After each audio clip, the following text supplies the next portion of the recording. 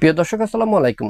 নিরাপদ খাদ্য নিশ্চিত করা শুধুমাত্র একটি স্বাস্থ্যগত বিষয় নয়, বরং এটি একটি সামাজিক এবং রাজনৈতিক দায়িত্বও বটে।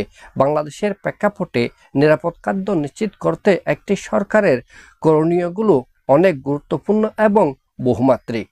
বর্তমান চ্যালেঞ্জসমূহ: প্রথমত, রাসায়নিক ভেজাল, ফল পাকাতে কার্বাইড, সংরক্ষণে ফরমালিন এসব ব্যবহারের ফলে ক্যান্সার সহ নানা রোগের লক্ষণ দেখা যাচ্ছে সাধারণ জনগণের মাঝে।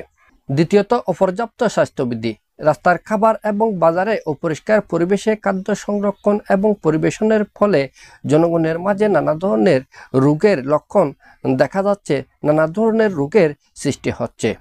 তৃতীয়ত, নিয়ন্ত্রক দুর্বলতা, বাংলাদেশ নিরাপদ খাদ্য কর্তৃপক্ষ থাকলেও এর জনবল এবং অর্থায়নের অভাবে এর কার্যক্রম প্রায় সীমিত। উপভোক্তার সচেতনতার অভাব, অনেকে নিরাপদ খাদ্যের গুরুত্ব সম্পর্কে না জানার কারণে তারা অনিরাপদ খাদ্য গ্রহণ করছে, যার ফলে তাদেরকে নানা ধরনের রোগের কবলে পড়তে হচ্ছে।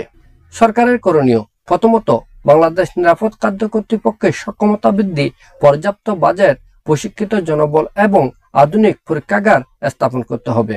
দ্বিতীয়ত, আইন প্রয়োগে কঠোরতা, খাদ্যে ভেজালকারীদের বিরুদ্ধে মোবাইল কোড এবং জরিমানার ব্যবস্থা আরও জোরদার করতে হবে। তৃতীয়ত, সচেতনতা বৃদ্ধি, স্কুল, কলেজ, মাদ্রাসা, সামাজিক প্ল্যাটফর্ম এবং গণমাধ্যমের মাধ্যমে আরও বেশি করে প্রচার প্রচারণা চালাতে হবে নিরাপদ খাদ্য সম্পর্কে।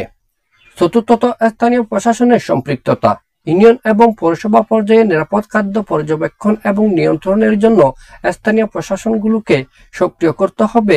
পঞ্চম হচ্ছে ভোক্তার অংশগ্রহণ, নাগরিকদের অভিযোগ দাখিল এবং খাদ্যমান সম্পর্কে পর্যবেক্ষণ করার জন্য নতুন নতুন উদ্যোগ গ্রহণ করতে হবে।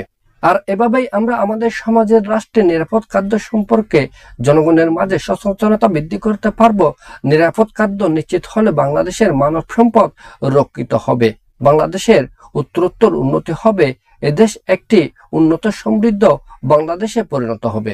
আমাদের পরবর্তী ভিডিও পাওয়ার জন্য আমাদের এই চ্যানেলটি সাবস্ক্রাইব করবেন। সবাইকে ধন্যবাদ। আসসালামু আলাইকুম।